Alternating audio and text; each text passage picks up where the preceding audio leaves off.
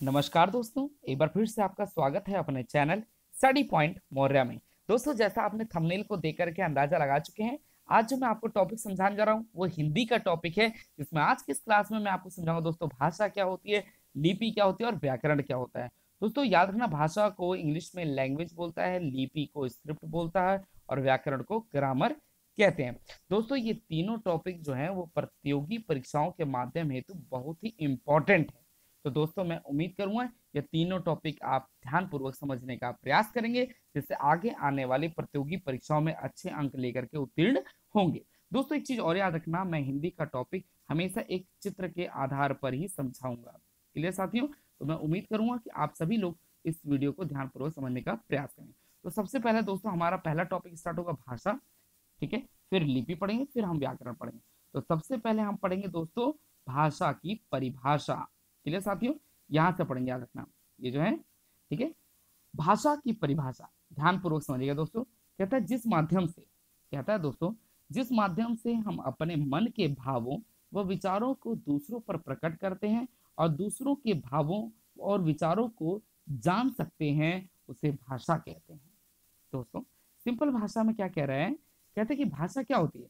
कहता है दोस्तों अपने मन के भावों और विचारों को किसी दूसरों के सामने प्रकट करना और दूसरों के भावों और विचारों को जानना ही भाषा कहलाता है।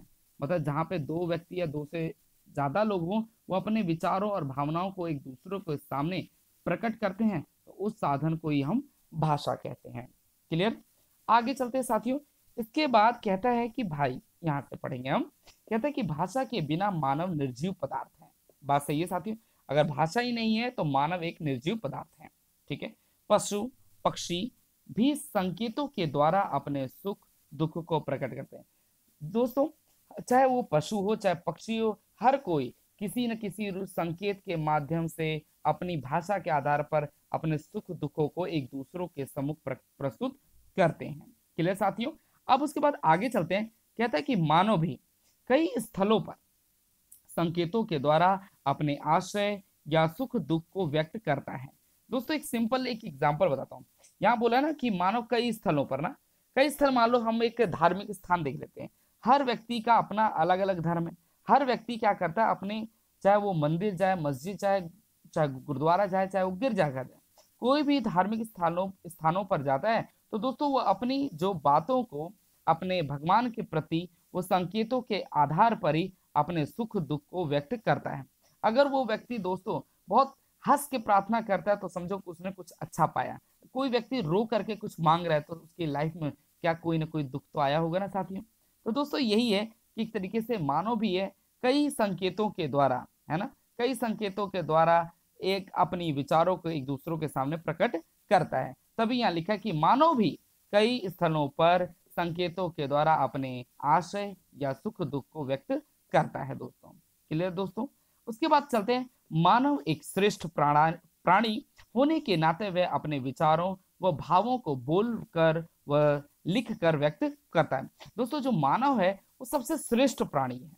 प्राणी का मतलब होता है जिसमें जान होती है दोस्तों। तो मानव क्या है? एक श्रेष्ठ प्राणी है, होने के नाते वह क्या करता है अपने विचारों और अपने भावों को बोलकर व लिख करके प्रस्तुत करता है दोस्तों, और इन्हीं के माध्यम से दूसरों के विचारों को ग्रहण करता है। भाई एक व्यक्ति अपने बातों को बोल के प्रस्तुत करता है तो सामने वाला बंदा चाहे बोल करके अपने भावों को प्रस्तुत करे, चाहे संकेत के माध्यम से प्रस्तुत करे, तो ये भी एक भाषा है दोस्तों। क्लियर साथियों?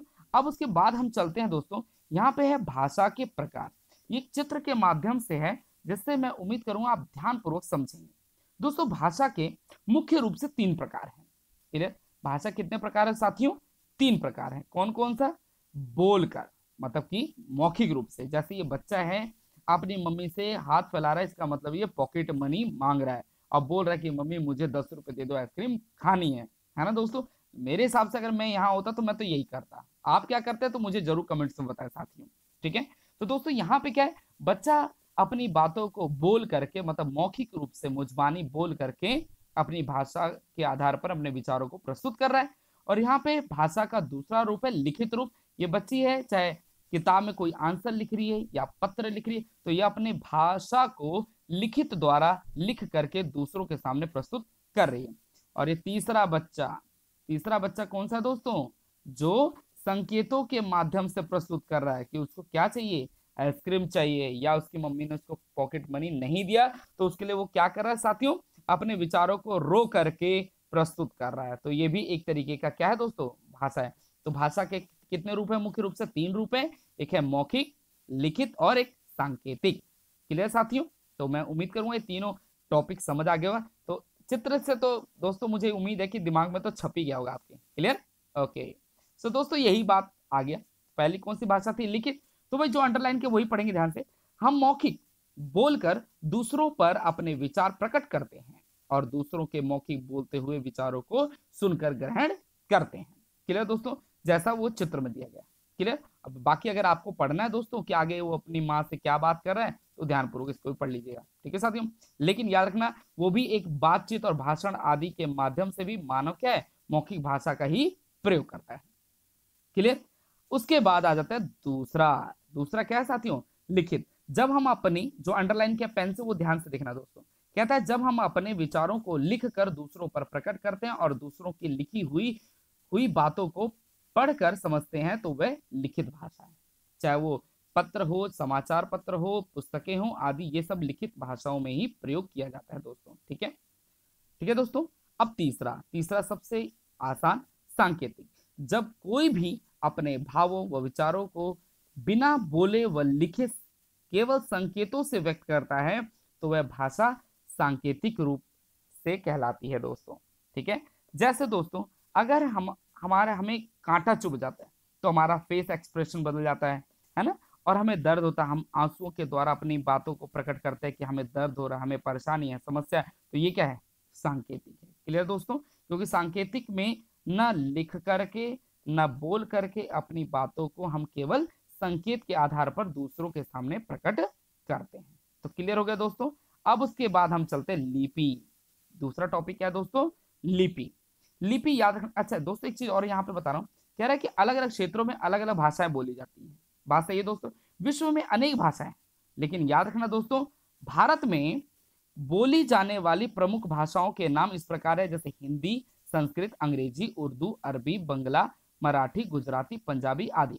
ऐसी बहुत सारी भाषाएं हैं दोस्तों जो भारत में मुख्य रूप से बोली जाती हैं। वो यहाँ पर है, जो आपने अक्सर सुनी भी होगी और बोलते हुए सुना और देखा भी होगा दोस्तों। ठीक है? याद रखना, हम यहाँ पर हिंदी भाषा का अध्ययन कर रहे हैं। हम यहाँ पर हिंदी भाषा का क्या कर रहे हैं दोस्तों, अध्ययन कर रहे हैं। ठीक है? ओके, आगे चलते हैं। लिपि, जिन ध्वनियों को हम मुख से बोलते हैं उन्हें हम कई चिन्हों द्वारा कागज व कॉपी में प्रकट करते हैं, वे चिन्ह ही क्या कहलाते हैं, लिपि कहलाती हैं। इन लिपियों द्वारा ही भाषा का निर्माण रूप या लिखित इन लिपियों द्वारा ही भाषा का लिखित रूप बनता है। दोस्तों क्या होता है, लिपि क्या होती है कि भाई जिन आप ध्वनियों को हम मुख से बोलते हैं उन्हें हम कई चिन्हों द्वारा कागजों में, कॉपियों में प्रकट करते हैं, वे चिन्ह ही लिपि हैं। इन लिपियों द्वारा ही भाषा का लिखित रूप बनता है। दोस्तों जैसे हम हिंदी पढ़ रहे हैं तो हमें पता है दोस्तों ये भी एक चिन्ह है। तो ये मैंने बना दिया भैया, क बन गया, है ना? और मैंने फिर बना दिया इसको दोस्तों, ख बना दिया, है ना?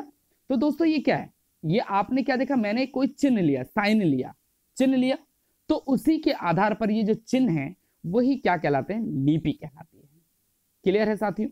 तो दोस्तों मैं उम्मीद करूंगा कि आज की इस क्लास में आपने जो छोटा सा टॉपिक जो समझाया, मैंने क्या समझा दोस्तों, भाषा क्या होती है, लिपि क्या होती है। अब दोस्तों याद रखना, जो ये व्याकरण है ये बहुत डीपली है, तो मैं इसको एक एक करके समझाऊंगा। तो दोस्तों आज की इस क्लास में आपने मुख्य रूप से समझ लिया होगा भाषा जो कितने प्रकार की है दोस्तों, मुख्य रूप से 3 प्रकार की। कौन कौन सी साथियों, मौखिक, दूसरा है लिखित और तीसरा है सांकेतिक। और लिपि क्या होती है दोस्तों, जिन बातों को और विचारों को, भावों को हम जो बोल करके, लिख करके, जो बोलते हैं उन्हीं को एक चिन्हित रूप में लिख करके प्रस्तुत करना ही लिपि कहलाती है। ठीक है दोस्तों? और ये भी जानते हैं दोस्तों, अपने जो हमारी हिंदी भाषा की जो लिपि है वो कौन सी है, देवनागरी लिपि है। क्लियर साथियों? तो दोस्तों मैं उम्मीद करूंगा आज की इस क्लास में आपने ये छोटा सा टॉपिक अवश्य समझ लिया होगा। तो दोस्तों मैं उम्मीद करूंगा कि आप ये टॉपिक तीनों समझ करके आगे आने वाली परीक्षाओं में अच्छे अंक लेकर के उत्तीर्ण होंगे। दोस्तों एक चीज और, अगर आप इकोनॉमिक्स पढ़ना चाहते हैं, पॉलिटिकल साइंस पढ़ना चाहते हैं, हिंदी पढ़ना चाहते हैं, और अगर कोई भी सब्जेक्ट पढ़ना चाहते हैं दोस्तों, तो आप मेरे यूट्यूब के प्लेलिस्ट में जा करके सभी वीडियो को ध्यानपूर्वक समझ सकते हैं। तो दोस्तों मैं उम्मीद करूंगा कि आप सभी वीडियो को ध्यानपूर्वक समझने का प्रयास करेंगे और आगे आने वाली परीक्षाओं में अच्छे अंक लेकर के उत्तीर्ण होंगे। नमस्कार दोस्तों।